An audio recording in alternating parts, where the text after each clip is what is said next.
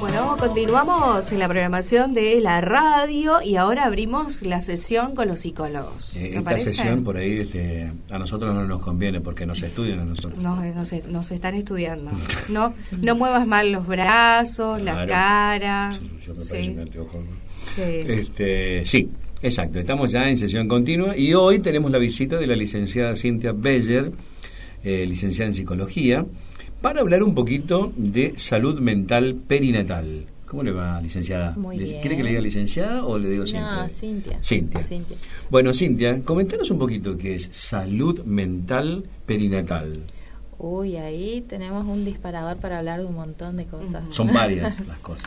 Sí, en realidad todo lo que involucre a la salud mental perinatal no involucra solo el área psicológica, sino que todas las áreas de abordaje dentro de esta fase evolutiva que es la fase perinatal. Anteriormente, se acostumbraba a trabajar en intervención solo en las fases evolutivas niñez, adolescencia y adulto-vejez. Y hace un par de años ya se comenzó a trabajar como una fase evolutiva nueva, dentro de la Argentina sobre todo, el área perinatal, ¿sí? Y dentro del área perinatal tenemos todo lo que es la parte de psiquiatría, psicología, kinesiología. O sea que está ligado muy cercanamente a la salud. Sí, claro, porque es el acompañamiento y toda la acción integral previa a la maternidad. ¿Sí? Y todo aquello que pasa durante un embarazo. Por ejemplo, cuando uno habla de perinatal, habla desde los orígenes, ¿no? Desde el acompañamiento, desde los inicios. La génesis comienza a partir del deseo. Y muchas veces vemos que este deseo es truncado y a veces nos encontramos con padres que están haciendo tratamiento de reproducción humana asistida, pasa el año, no aparece la gestación. Y se comienzan a dar muchos duelos, tanto duelos simbólicos como duelos reales, ¿sí? Duelos simbólicos porque a veces se tiene que duelar la gestación que no es ideal, sino que es una gestación más real, una gestación que a veces tarda mucho en aparecer.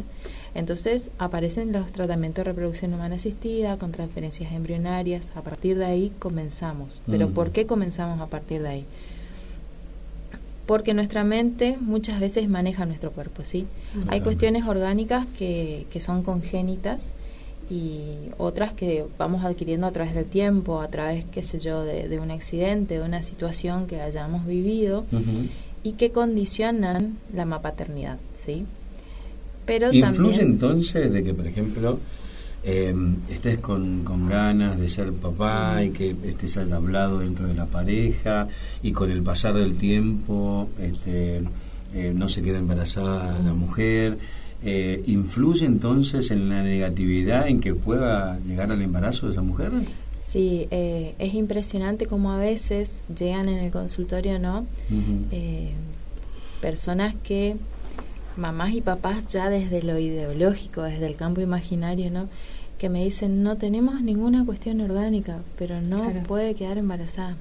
Y la realidad es que es un embarazo de a dos. No es que solo la mujer, la persona gestante, es la que porta al bebé, sino que ambas partes. Y ahí es donde se comienza a indagar y a trabajar cuáles son los deseos reales de estas partes, ¿no es cierto? Y muchas de las cosas que pasa es que la ansiedad también es un factor inhibidor. La ansiedad, el miedo, ¿sí?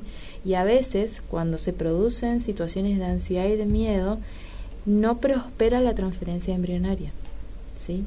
Termina cayendo. Entonces, es ahí donde uno comienza a regular los niveles de ansiedad, gestionar las emociones. Quizás uno, en un primer momento, tenga que trabajar, obviamente, lo superficial, ¿sí? Y después ir para atrás, ¿sí? Claro. Porque hay que ver qué hay detrás de ese embarazo, ¿sí?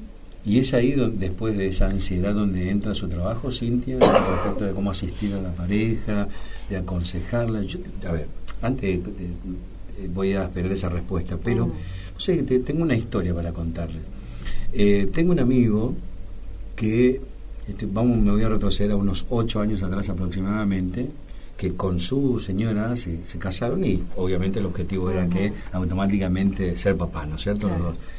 y no se quedó embarazada, la mujer no quedó embarazada, como decía acá la licenciada, el embarazo es de A2, entonces comenzaron a hacerse estudios, parece que mataba más la ansiedad que otra cosa, hasta que pasados los años, con mucho trabajo psicológico, pudo quedarse embarazada la mujer, tuvieron un hijo, y después tuvieron 3 más, sí, al toque. Sí, es cierto. Al año y al año. Claro, no hubo problema, sí. Después no hubo problema, digamos. No. Sí. Pasa que, bueno, primero, hoy cuando compartía, ¿no es cierto?, la información de que venía acá en la radio, sí. Una colega me dice, bueno, Cintia, tanto título, pero te olvidaste el título más importante, que es que sos mamá, y mamá claro. de 4. ¿Sí? Y la más grande dentro de 2 días cumple 17, ¿viste? Y la más chiquitita tiene 1 año y medio. Ajá. ¿Y por qué te digo esto? Porque no es lo mismo una etapa evolutiva de la mujer que otra. No es lo mismo tener un hijo a los 19 que a los 29, que a los 39, ¿sí? Ya el cuerpo de la mujer está teniendo un desgaste físico, un desgaste emocional.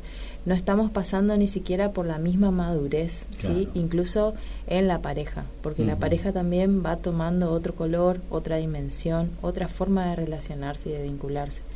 Entonces lo que primero se comienza a trabajar es en la pareja, ¿sí? ¿Qué está pasando en esta pareja en estos inicios, en esta génesis?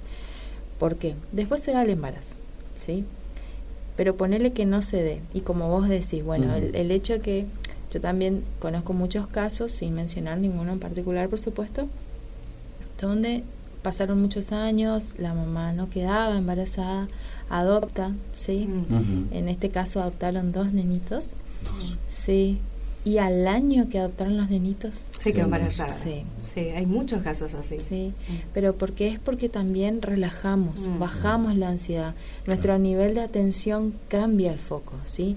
Porque cuando estamos esperando y estamos tan ansiosos y tenemos tantos test negativos por detrás, nosotros ya conocemos cómo funciona nuestro cuerpo y se vuelve como un efecto mecánico, inclusive la relación sexual, ¿sí? Comienza a cambiar.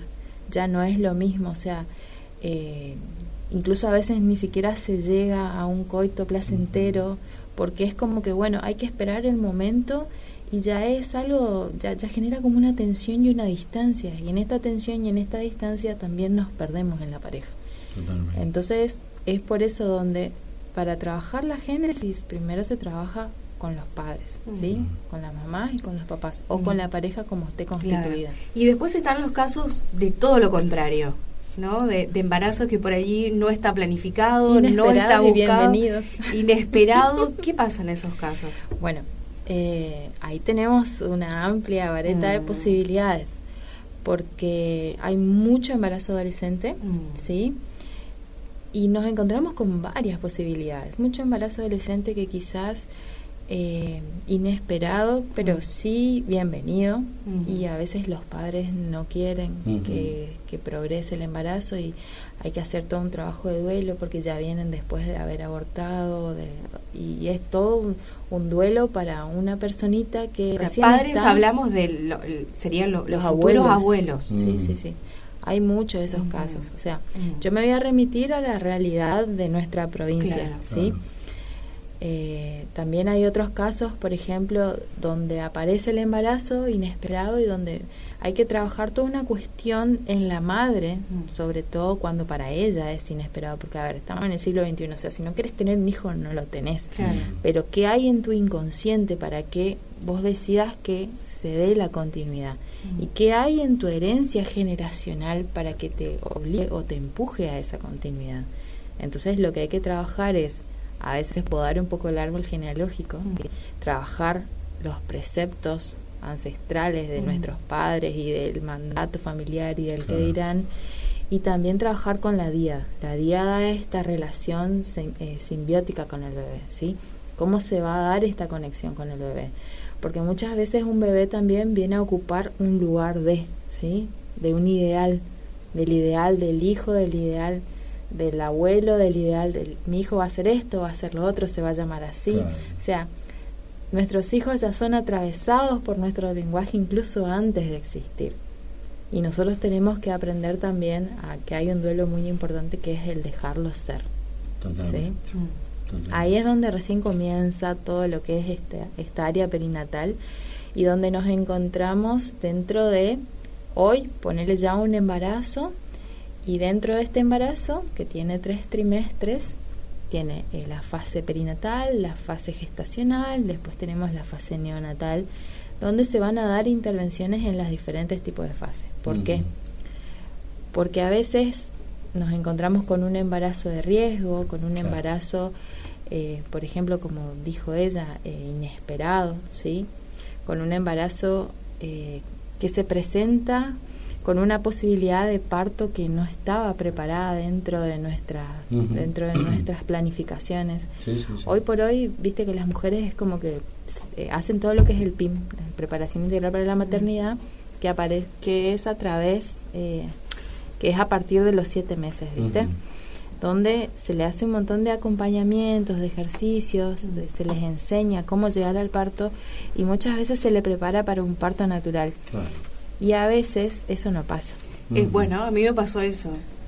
Que yo estaba preparada desde los 6, 7 meses, no recuerdo qué mes era, para el parto natural, digamos, claro. ¿no? Y de repente, por decisión del médico, me dice, no, vamos a tener que hacer una cesárea de urgencia por este motivo, ¿no? Me dio el motivo. ¿Cuál fue el impacto que tuviste? Y no, le dije que no. Y no, me dice, no, yo no te puedo mandar a tu casa, porque estaba en la clínica, no te puedo mandar a tu casa porque vos en el trayecto a tu casa, de acá a 5 kilómetros, ponele que vivía en ese momento, se te puede complicar, me dijo. Y corres riesgo vos, corres riesgo tu bebé. Y yo lloraba, horrible. Ahora yo te pregunto, ya que traes es el la caso, experiencia, claro, ¿no? Una experiencia vivida. Porque son casos movilizadores donde a muchas mujeres nos toca muy de cerca en lo fisiológico, ¿sí? Pero también en la planificación de cómo nosotros creemos que podemos llegar a esa situación y el encuentro, esa hora sagrada que tenemos que tener con nuestro bebé, que muchas veces no pasa, ¿sí? Mi pregunta es... Vos me decís por decisión del médico, pero ¿fue una decisión influida por un factor de salud? Claro. Bueno. Claro, porque me dice, corres riesgo vos y tu bebé, me decía, claro. ¿no? Entonces, no, me negué. Bueno, fíjate que ahí es donde se comienza a trabajar el duelo fisiológico, ¿sí? El duelo del parto fisiológico, porque es ahí donde nosotros, los profesionales de la salud que trabajamos en los PIM, comenzamos a preparar a los padres desde el 7º mes para la contingencia. ¿Qué es la contingencia? Si pasa estos casos. Exacto, ¿entendés? Que vos, en la medida de las posibilidades, las mujeres somos mamíferos. Sabemos que podemos parir, pero hay situaciones que por ahí no nos permiten que eso pase, claro. Y prepararnos también para esto, porque si no, es como que arrastramos un duelo y ese duelo después se encuentra con el cuerpo, con lo que quedó después. ¿Y qué es lo más conveniente con respecto a esta, por ejemplo, a este motivo? Maxi está con nosotros también. ¿Cómo estás? Se agrega la conversación.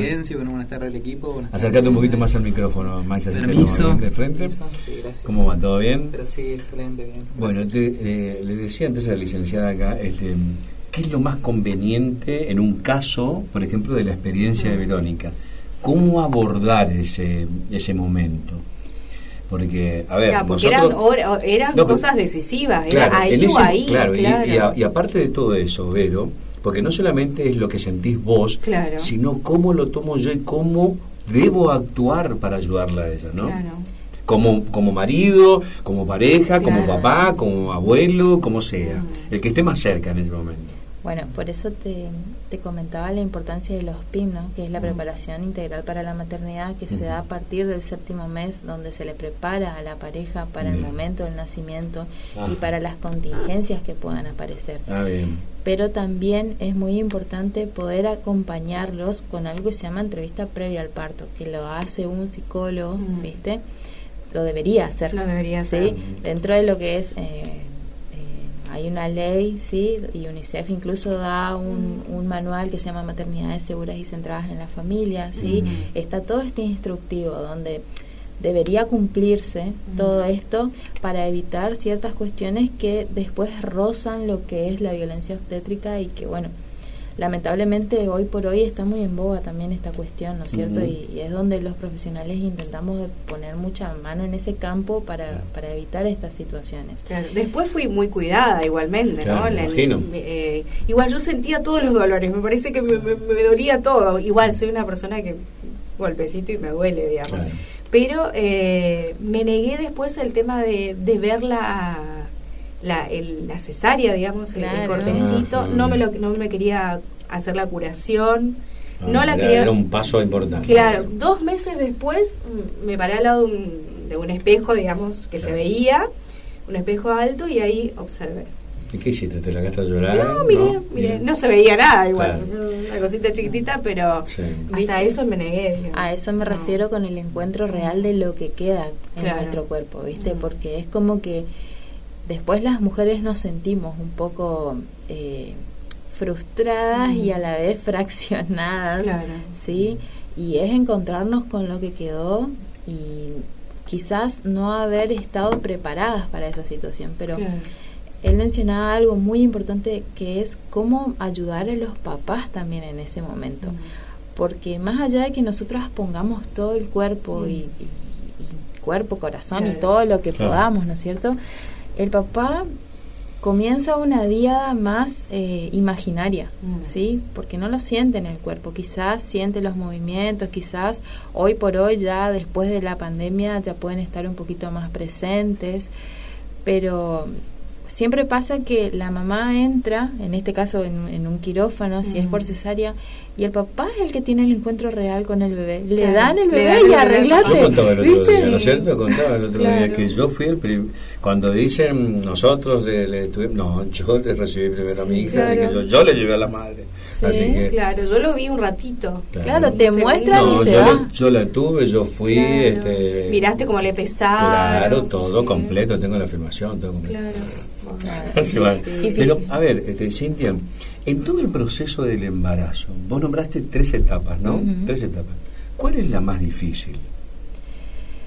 Y depende de cada caso y depende de cómo también está transitando esta situación, porque al principio es como más es más ideal, es como que uno deposita mucho de su pensamiento, de sus ideaciones en algo que todavía no lo puede percibir, pero ya llegando al momento del parto es como que comienza todo lo que es el síndrome de Cover, el síndrome de anidamiento, es como que ya comienzan un montón de otras situaciones que a veces se conjugan con determinadas patologías, ¿sí? Porque al final del embarazo es donde aparecen todas las patologías. Por eso hacía la pregunta, ¿no? Porque como decía vos una vez que concretás el embarazo con tu pareja, ¿no es cierto? Empezás a idealizar, a hacer proyectos, cómo va a ser, si es nena, si es varón, y en ese proceso por ahí te pueden aparecer inconvenientes, y es ahí donde están los golpes, ¿no es cierto? Uno de los golpes que más duros que por ahí nos toca trabajar en consultorio son los duelos reales, ¿sí? La pérdida de ese embarazo. La pérdida. Y ahí es donde está dividido en estas 3 etapas, gestacional, perinatal y neonatal, ¿sí? Porque si bien muchas veces uno habla de un embarazo inesperado, un embarazo bienvenido, deseado, cuando ya está dentro del imaginario de los padres, el duelo real es muy difícil, y el duelo tiene diferentes etapas, ¿sí? Y a veces uno dice, la gente que por ahí, familiares, amigos, pero ¿qué le digo? ¿Qué hago? Y a veces no es decir, a veces es solamente estar, porque lo que uno diga a veces no suma, ¿sí? Claro. Y a veces nos encontramos con comentarios como Dios sabe por qué hace las cosas, la naturaleza es sabia, si no tenía que ser no iba a ser, y esas cosas terminan doliendo muchísimo más que ayudando. Claro. Entonces me parece que la mejor manera de poder ayudar es estar, ¿sí?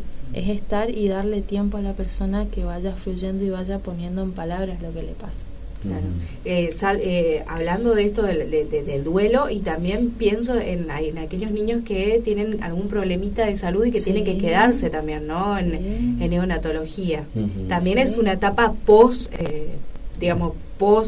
parto, ¿no? Claro. Neo es un mundo, es un mundo distinto, que también está dentro de la parte perinatal, claro, obviamente, pero que también tiene sus etapas, también tiene un montón de duelos, que es el duelo del bebé real y no del bebé ideal, donde nos encontramos a veces con situaciones que nos limitan a nosotros como papás, que nos enfrentan a frustraciones que no estábamos preparados, que nos llevan a lo real de la angustia, digamos, y que ahí comenzamos a darnos cuenta que no sabíamos de dónde teníamos tanta fuerza que nos estaba sosteniendo o manteniendo en ese momento.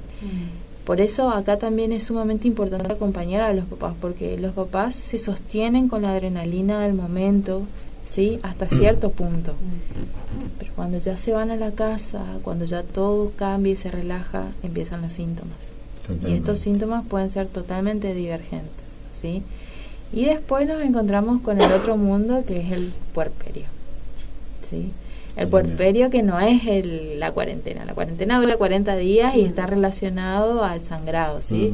El puerperio puede durar 1 año, 1 año y medio, que es toda esta situación de acomodarse a este bebé, y es ahí donde nos encontramos con situaciones... Ahora hablamos siempre también de la mujer en el puerperio, pero sí, el hombre también es re importante en este caso, ¿sí?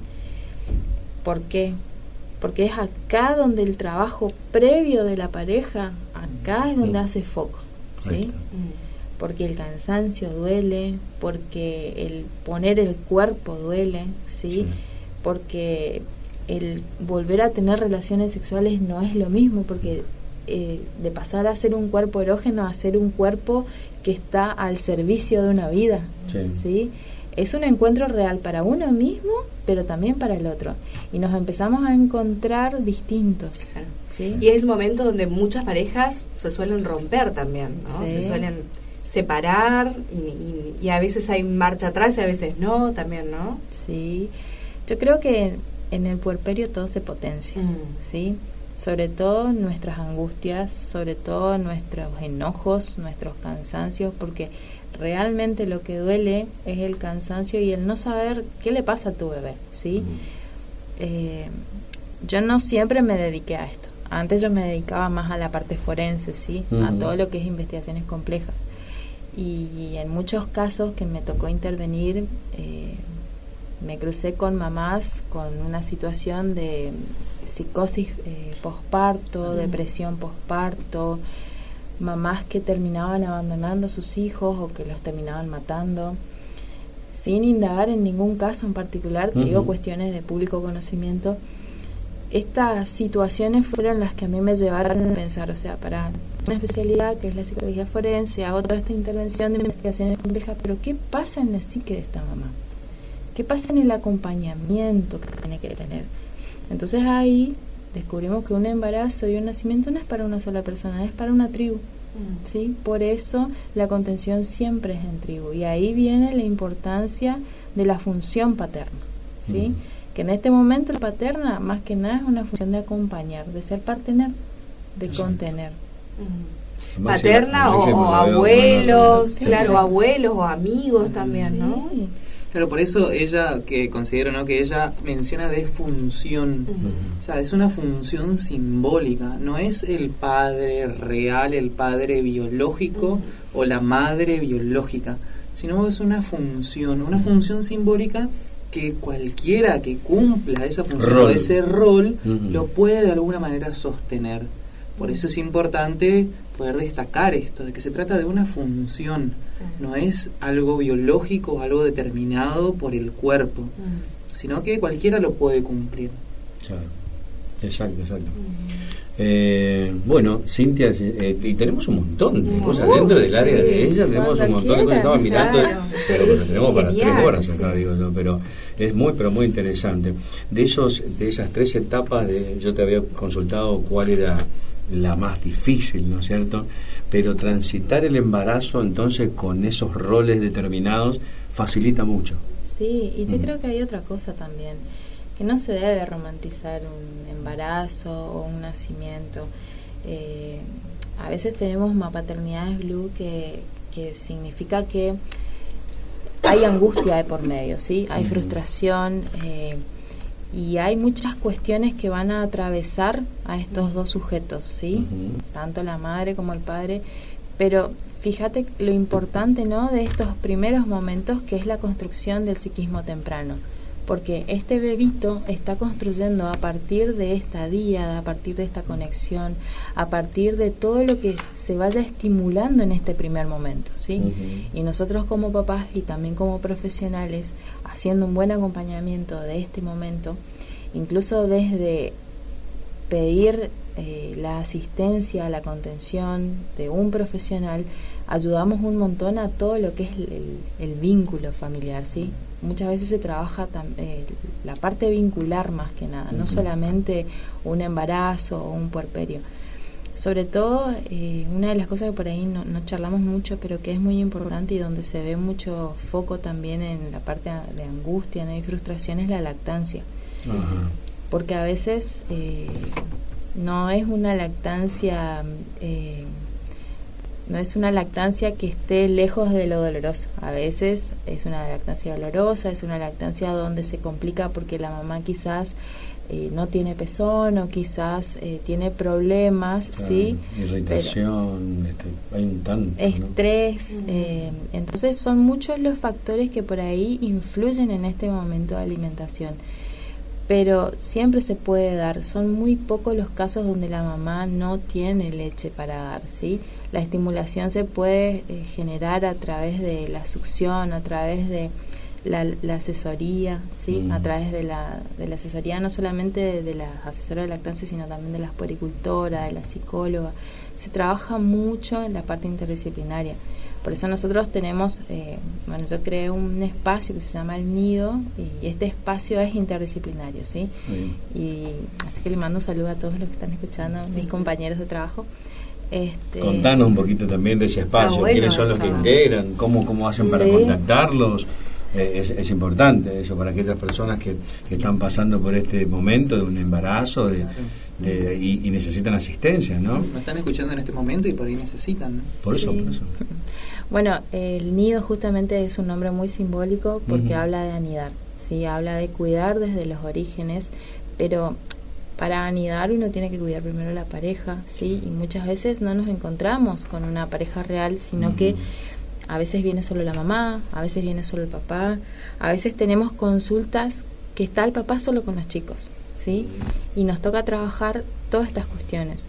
O a veces tenemos consultas donde están los abuelos o los tíos, alguien cumpliendo la función simbólica, como dijo Maxi, y que necesitan ser anidados, ser cuidados. Esto es un poco del llamado del cuidado al cuidador, ¿sí?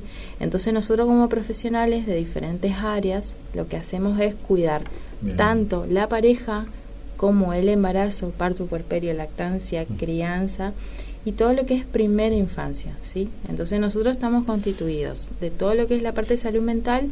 Aparte también tenemos nutricionista de alimentación complementaria, nutricionista gestacional, psicopedagogas, apoyo escolar, ¿sí? Mi área que es la área psicológica, después tenemos otra psicóloga que trabaja pareja. Entonces es como que estamos divididas así en roles para poder brindar a las familias un servicio integral. ¿Y cómo hacen? ¿Hay alguna red social, teléfono? Sí. Buscamos por el Nido. El Nido, sí, en el Instagram. Bien, el perfecto. Nido, ahí está toda la info. Sí, y bueno, y mi número de teléfono es 3765-089591 y también ahí dentro de la página van a encontrar los números de todos los otros profesionales. Perfecto. Cintia, estaba pensando, ¿no es cierto? Porque no sé, en Argentina no sé todavía si se puede hacer eso, pero si hablamos de reproducción, ¿sí? En muchos de los casos creo que han pasado varias personas que son famosas de ir a gestar, por ejemplo, un embarazo con otra persona que sea de otro, ¿cómo? Subrogada. Exactamente, ¿no? ¿Cómo es el paso de la mujer que tiene precisamente ese trabajo de abordar, de gestar a un hijo y que después se lo lleve otra persona? Uy, vos estás hablando de la persona gestante. Sí. Porque, bueno, estamos hablando del embarazo en sí, ¿no es cierto? Claro. Es diferente seguramente, ¿no es cierto? Una mujer que está constituida con su familia o no, o un embarazo deseado o no, pero el saber de que vos estás haciendo casi un trabajo, ¿no es cierto? Claro, está aportando un hijo ajeno. Exacto. Claro, pasa en otros lugares, en otros países. Por eso quería preguntarte primero si estás en condiciones de contestar eso, por el simple hecho de que es totalmente diferente a lo que puede llegar a sentir una... Claro, hay en otros países del mundo, por ejemplo, que hay bancos de óvulos o bancos de espermatozoides, entonces mezclan un óvulo con un espermatozoide. Pasó con Mirko, que es el hijo de Marley, artista de la República Argentina, que el óvulo es de una gestante, una donante de óvulos. El espermatozoide es de Marley, pero esa unión se gestó en otro cuerpo. Claro. Por eso yo estoy hablando específicamente de la mujer que gesta, ¿no es cierto? ¿Cómo estará psicológicamente después de hacer ese tipo de cosas? Pues calculo que no debe ser la única vez que lo hará. Claro. Y es primero como dijeron, ¿no? Lo toma como un trabajo, para empezar, un trabajo de puente de vida, ¿sí? Claro. Una persona que porta un bebé que no es suyo y que lo sabe conscientemente y que por lo que entiendo, porque eso es algo que acá dentro de nuestra república aún no pasa, por lo que entiendo hay un contrato, ¿sí? Donde también la mujer no va a reclamar eso. Exactamente. Lo único que hace es ser un puente orgánico, ¿sí? Y siendo este puente orgánico, obviamente que en cada uno de los controles los padres, ¿sí? Van a estar presentes, van a estar en conocimiento de todo lo que se vaya dando y se vaya haciendo, van a acompañar a esa persona, ¿sí? Porque es como, a ver, hablando mal y pronto, es como un termo que está aportando aquello que va a ser el resultado final, ¿sí? Pero ¿por qué lo menciono así cosificado? Porque es un poquito frío, porque no hay una construcción de la díada, ¿sí? O sea, me parece que ahí está el tenerlo claro, ¿no? Perdón que lancé toda la mesa, pero bueno, pero lo considero como un trabajo. Hay gente mujeres, personas gestantes que son así, digamos, que son... ¿No es como decían las abuelas, después pasados los años la sangre tira? ¿No? Sí, pero no es la sangre. Claro, bueno, pero ahí eso creo que da pie también a pensar esta función, o sea, como función, o sea, que es una función simbólica, tanto la función materna como la función paterna. Bien. O sea, son funciones simbólicas que no es el cuerpo, no es el organismo en sí el que cumple algo determinado, como dicen, ¿no? El instinto materno. Claro. En el ser humano no podemos hablar de instinto, porque somos muy diferentes al animal. El raciocinio. Claro, nosotros deseamos, nosotros queremos algo más allá de solo alimentarnos y solo tomar agua. O sea, que no existe el instinto materno. El instinto materno lastimosamente no existe. Qué bueno, porque nunca me sentí nunca me sentí con el instinto materno. Qué bueno. Sí, bueno, entonces si es una buena noticia, sí, bueno, me alegra entonces poder darla. Porque si no existe el instinto materno, por ahí todos dicen, ¿no? Esta cuestión de que, como por ahí muestran algunos videos en las redes sociales, ¿no? Cómo el tero le defiende a sus pajaritos, aunque un tractor cruce por arriba, el tero queda ahí abajo, o cómo la leona le cuida a sus cachorros, ¿no? Y los cocodrilos comen sus crías. Claro. Es el cocodrilo macho el que cuida igual que los pingüinos, es el macho el que cuida al o el caballito de mar, ¿no? Creo que el caballito de mar, creo que el macho creo que es el que se embaraza. Por eso, el instinto materno en el ser humano no existe. O sea, en sí el instinto en el ser humano dejó de existir hace un montón de tiempo porque tenemos nuestro deseo. Y nosotros a través justamente de esto que él dice, a través de nuestro deseo, es que vamos a construir un amor. No es un amor que se da instantáneamente, es un amor que se va construyendo porque es una personita desconocida para nosotros y día a día vamos aprendiendo. Si supieran en el consultorio los casos y la culpa a veces que tiene que manejar la mujer por no saber, por no poder, porque cuando uno entra dentro del campo de la paternidad es la diada de todas las opiniones del mundo. Claro. ¿Entendés? Porque si haces esto sos buena mamá, porque si no haces esto no sos buena mamá, y los prototipos sociales de que tenés que volver a tener el cuerpo de antes y tenés un encuentro con tu cuerpo que quedó. Es muy difícil, ¿sí? ¿Y para quién es más difícil? Para el hombre.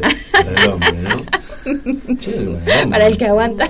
No, digo yo porque me habías comentado después que tenés casos de hombres que se han presentado que son los que están a cargo de los chicos, ¿no? Y que conviven con ellos. Tenemos muchos casos, ¿viste? Como te decía él, nosotros ponemos mucho el hincapié en la función, porque a veces, si hablamos, por ejemplo, de adopciones, no está la mamá o el papá real, ¿sí? Incluso a veces son los tíos o los abuelos los que se hacen cargo de los chicos, y todo es una construcción, ¿sí? Yo no creo que es una cuestión genérica, sino que creo que es una cuestión de cómo se van dando estas funciones, ¿sí? Porque no es lo mismo una función materna que una función paterna, y a veces las funciones las cumple un trabajo, ¿entendés? Las cumple un hermano, no necesariamente es la figura en relación al rol.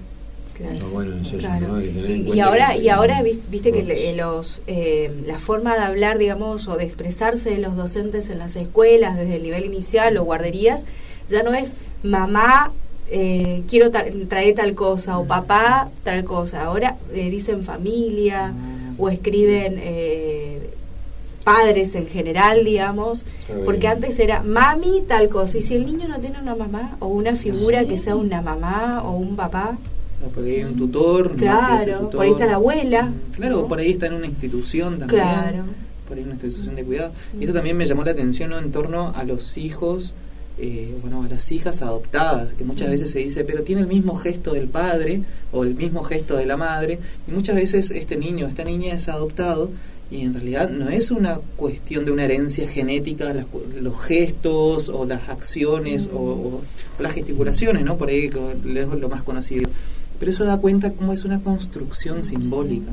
O sea, ya desde muy chiquitos, o sea, más allá de que por ahí ese niño o esa niña no fue buscado, no fue de alguna manera no planeado, planificado por la pareja, pero este amor se construye, o sea, da pie a que al mismo tiempo vaya generando y gestando este amor en construcción que está por nacer, ¿no? Por ahí, bueno, a esto ¿Han escuchado así ese comentario que dicen, por ejemplo, de niños que son adoptados y dice, fíjate, él es adoptado, pero es igual que el padrastro, claro, o de la mamá, ¿no es cierto? La mamá. ¿Han escuchado eso? ¿No? Sí, por supuesto. Bueno, por eso da cuenta de que es una construcción simbólica, o sea, de que en esto el niño se identifica a esa persona referente, con ese rol. Exacto. Claro. Y también se va adaptando a una realidad. Es así, ¿viste? Es como que cada etapa evolutiva y cada situación también, y sobre todo las crisis que a veces benditas las crisis que nos hacen evolucionar, nos empujan a que podamos dar un paso a un siguiente nivel, ¿sí? Bueno, tenemos como para una hora más. No sé qué hora es ya, pero nos fuimos 50 minutos que estamos. Está bueno, está bueno. La verdad que muy interesante la charla con Maxi, con la licenciada Cintia Beller, que hablamos hoy un poquito de salud mental perinatal, pero después nos fuimos también un poquito de lo que son los casos y todo eso. Gracias, y los esperamos para el próximo encuentro. ¿Les parece? Gracias. Gracias, Cintia. Gracias, Cintia. Gracias.